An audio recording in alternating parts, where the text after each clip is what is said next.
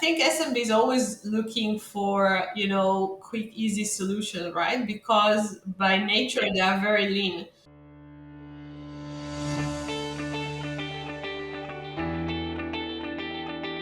And I want a good show, damn it.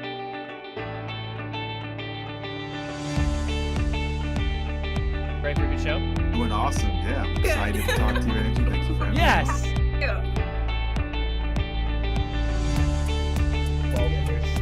I've always been doing big into archery, and my dad said, "Hey, you guys want to start an archery store?" Yes, that's how it is. Andrew, yes, of course, let's do this together. Hello, everyone. Welcome to another episode of the E-Comm Show.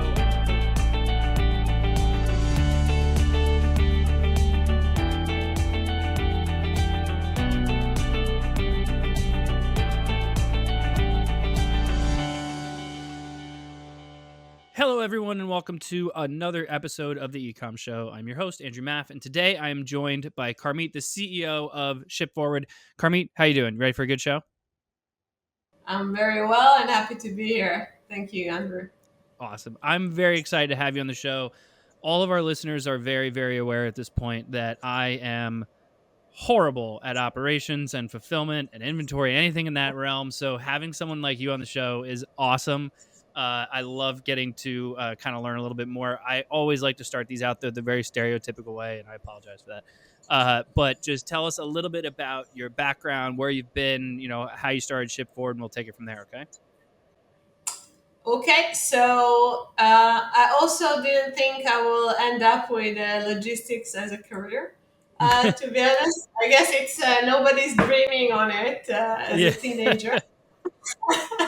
But I kind of stumbled upon a temp job very early in my 20s at a Maersk agency. And Maersk is one of the largest logistics and shipping company, and kind of thrown into the deep water, blue ocean, let's call it, of shipping and logistics very early days.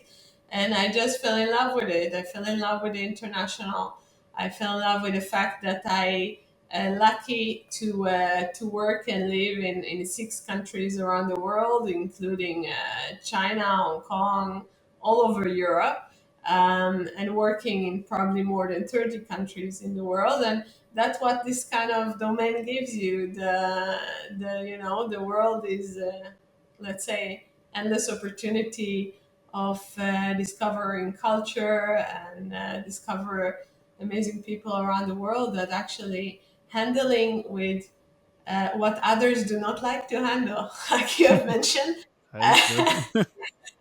So in one side we are, like I always said, the great people, yeah, in the background, handling all the movement worldwide, and the rest is enjoying, and we created choices to everybody's life and culture and whatever they choose to buy, to eat, to wear, and so on and so forth. So it's kind of was a love story from my end. Nice.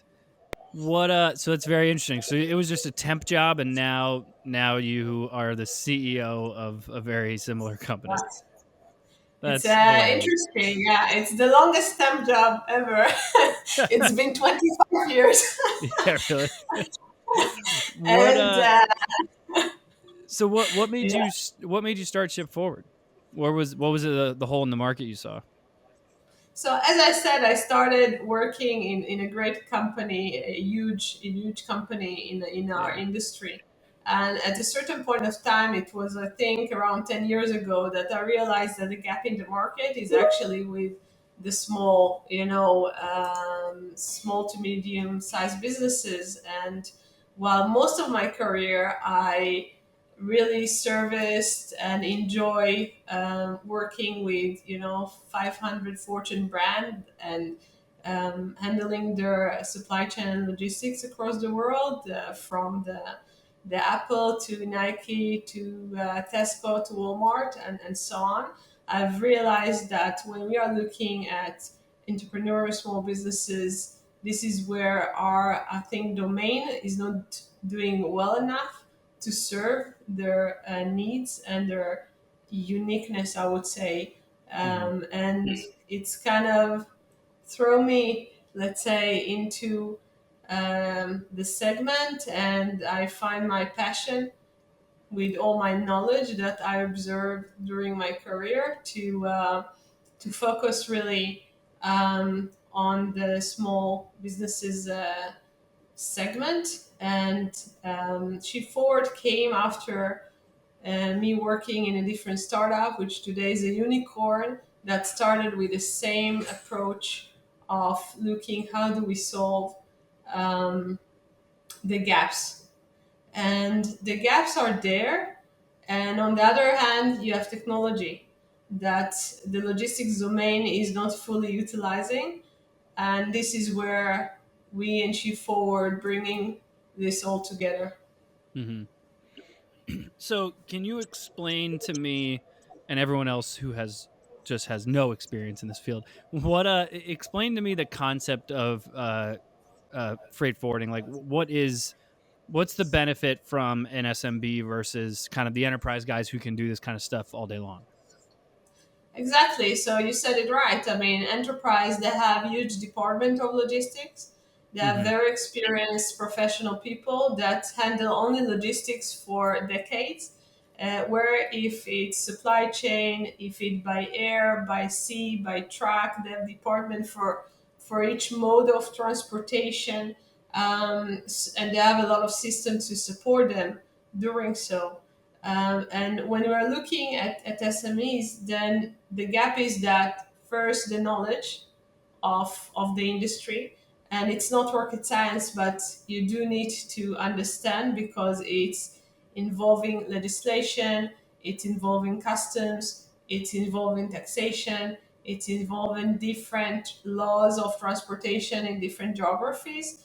So you do need to understand that, and that knowledge somehow is lacking in small businesses because all their focus in on what they're passionate about, which is their business, right? So not Yeah. always that knowledge exists from one side, and also the type of systems that allow you to manage various type of shipment, various type of transportation mode, a system that gives you transparency operationally, but also on pricing, and also on the ability to identify where things go wrong. And unfortunately, in our business, things go wrong quite sometimes. Um, and this is where the small businesses have, I would say, less tools to use in our industry today. So when I was obviously, looking through the site and starting to educate myself on everything before our interview today, one thing I noticed was like the process of how it works. It seems painfully simple comparative to how I expected this to be. Like it's very simple in terms of obviously, signing up, all that fun stuff, but then you're just selecting the mode of transportation, whether it's air, boat, track, etc. And then you're essentially getting quotes like right then and there. How is that possible? Isn't everyone have aren't you getting like, I know they have to explain the product and the size and the shipment in itself, but like I was always under the impression that from a fulfillment standpoint, those cost structures were so there was such a variable to them that some of these fulfillment centers would just make them up for the most part. Like, how did you get it to a point where it's very much like here's your quote, like as you're filling out this form? First, I'm positively surprised. You're the first one that I've been interviewed that actually went in and tried. So Oh, good. applause to you, and I'm happy to Thanks. hear your feedback because that's make it real, right? It's one thing that I will tell that story, but it's a different thing that somebody that again not from an industry logging in, trying the process, and saying it's simple because this was our aim. Our aim was indeed to create a place where small to medium sized businesses can go in and easily get a quote, as you say, easily choose what their preference is. And more than that, we stick to our commitment price. And exactly what you're saying, it's so difficult to do so because there are so many elements in every single, let's say, shipment out there. You have between 7 to 8 type of various companies that handle it, right? And Yeah. this is what forwarding is doing. You give you the umbrella of the full solution to manage and monitor and allow you to be more calm, let's say, in the process, not be able to try to manage all those players by yourself. And this is what we do, and it's super difficult. But on the other side, I think there are so many technologies today that allow us to get there, and that's what we are doing. And there are various ways that we are doing those type of on the background, let's say, that allow us to present to the customer a quote and a price that we stick by. We actually guarantee that price towards the end of the shipment. Mm-hmm. Interesting. What's the freight forwarding side, especially for, smaller businesses, what's the difference between that and like freight marketplaces, 3PLs, like that kind of stuff? Like what's I'm not even really sure what those things are for the most part. Like a freight marketplace, I was looking through and kind of, as I mentioned, like prepping for this, I was like, I've never even heard of that. This is what happens to marketing guys. Like we get shoved in a corner and we just stay there. But like, tell me like, what's the difference between those things and how is that beneficial for an SMB versus like these enterprise guys that just have it internal? So a freight marketplace is essentially like Booking.com or the Skyscanner. They Ah, search for you different solution and they contact you to the logistics provider. mm-hmm. So they only do the connection. So they are not responsible in the end of the day to that logistics supplier. Will he give you a good service or not? And you don't really know him. So you actually kind of take a leap of faith, let's say, that when you go into a freight marketplace and say, okay, I'm searching something I will find, they will connect me to the supplier. And, maybe it's good, maybe not. It's like, Airbnb when you choose something and then and then in the end maybe you see Very good something else point. when you're right, but it's a Yeah. kind of, let's say, a risk you're taking. We are not a marketplace, so we give the service. We are registered NVOCC. We are licensed to provide freight forwarding services in US, in Canada, in Asia. So we are not kind of saying we fund you something, but you need to deal with another party to actually execute the service. So we give indeed the full umbrella of services. We take the responsibility. We guarantee the price, and more to that, we give 24/7 support um, because human support, not a bot. Many Yep. ask me about that as well. Because another point we have seen really studying the needs of small businesses is that they're very lean, normally Yeah. organization. And they have so much to deal with in their day to day with their customer, with the suppliers, with their own business, and they find the time maybe to handle logistics, after 5, even weekends. Maybe something got stuck over holiday, and we are there to support them. So we build really, let's say, overall solution looking really, really and studying really, really the needs of small businesses because this is our focus. We are not interested to serve corporates. It's not our, bread and butter. We really build a system, a platform, an all through service that allowing SMBs to feel comfortable and have the right support. How does that factor in from like a timing perspective? So like I know, you go through the system, you're able to get a quote, okay, it's going to go from A to B and it's going to cost me X, great. But in those quotes does that also factor in like how long that may take and then at what point does Ship Forward get involved in assisting on the timing of those things? So we provide an estimate time Mhm. of how long the shipment is going to take. I will have to say that it's estimated not because I don't want to give the real time, It's because there Yeah. are so many variables that sometimes we are unable to predict exactly. There could be a car crash and the trucker will be, waiting in the traffic. There could be weather condition. There could be a bridge that collapses and no vessel can get into to various ports. So there are so many variables, but we do give estimate time. But this is exactly, I think, the importance, and you really ask a good question, because what happens when things go wrong? This is where you need to notify the customer. This is where it's important. So when things go well within that time frame that you estimate, everything is good. But when things go wrong, we need to be the one that inform the customer. You should be aware that this have taken more time, and that's what we are really trying to achieve.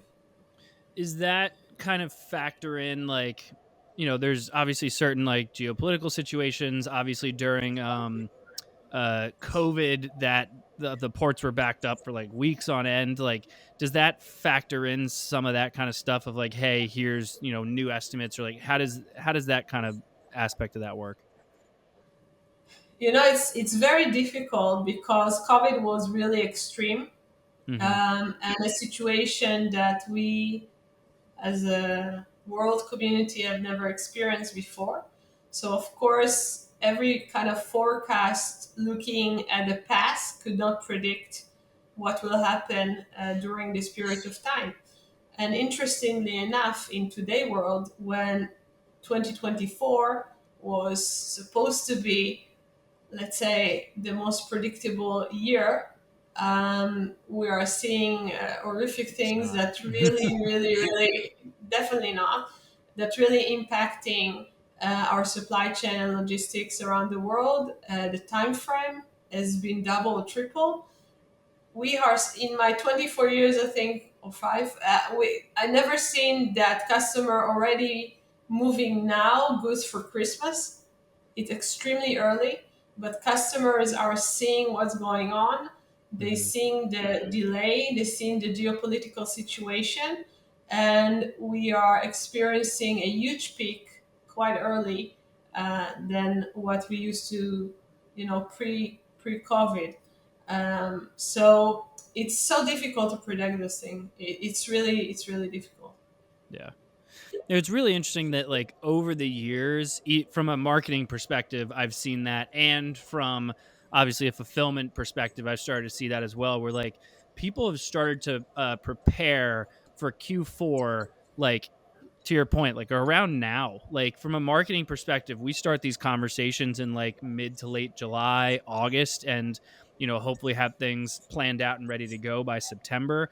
And it's relatively a similar thing from a fulfillment perspective. I'm very curious over the next like 5 to 10 years how some of these brands are just going to like, they're going to be so reliant on Q4 because they've spent so much time pre-preparing that they're not focused on the now, which I think can also be a very interesting situation. I know another thing, kind of a side note here, that I know I wanted to ask you. Years ago, before I started BlueTuskr, I was in house, and I used to every now and then I'd sit in on meetings with the operations team, and they would walk in with like a pack of files and papers, and like we would be calling people, and like it was just, to me it seemed wildly outdated for an e-commerce business. How has it helped SMBs from like a like digitizing this whole thing and just making it a platform? Because I know, to your point earlier, of like, these enterprises have all these people in house, like, yeah, but they probably have like 5,000 filing cabinets that they're ciphering through stuff with. Like, it's like, how is this made this like a platform, really helping SMBs kind of speed this stuff up? Yeah, because I think SMB is always looking for, quick, easy solution, right? Because Yeah. by nature they are very lean. So when you're an entrepreneur and building a new company, you will always be looking out there for tools that make your life easy, right? I mean, Yeah. whatever is accessible and that you can use. And I think this is just one of those, right? Because You don't want to have thousands of files, or you don't want to waste your time on doing things manual or calling and so on and so forth. So I think by nature, I would say that the small businesses are really open-minded, I think, more than those type of corporates that just have the resource. So when you have resource, you don't need to maybe, innovate or think outside of the box. But when you're very lean and you don't have all of that, you're really looking for a solution. And we have one of our customers that she was saying that she was looking for something like Ship4wd for so long, and also for inventory, for example. And she was like so happy that she found us kind of online. So I do believe they are looking for this, and you less need to kind of convince them because they feel the value immediately. Yeah, makes a lot of sense. Carmit, I thank you so much for being on the show. I don't want to take up too much more of your time. Today was awesome. I really appreciate all the insight. I'd love to give you an opportunity here, let everyone know where they can find out more about you and of course more about Ship4wd. Super. Thank you so much. I have a lot of fun and looking forward. Thanks. Yeah, not a problem. Website ship SHIP the number 4wd.com, correct? Correct. Beautiful. Carmit, thank you so much for being on the show. Of course, everyone who tuned in, thank you as well. Please make sure you do the usual: rate, review, subscribe, all that fun stuff on whichever podcast platform you prefer, or head over to ecommshow.com for all of our previous episodes. But as usual, thank you all for joining us, and we'll see you all next time. Have a good one. Thank you for tuning in to the E-Comm Show. Head over to ecommshow.com to subscribe on your favorite podcast platform or on the BlueTuskr YouTube channel. The E-Comm Show is brought to you by BlueTuskr, a full-service digital marketing company specifically for e-commerce sellers looking to accelerate their growth. Go to BlueTuskr.com now for more information. Make sure to tune in next week for another amazing episode of The E-Comm Show.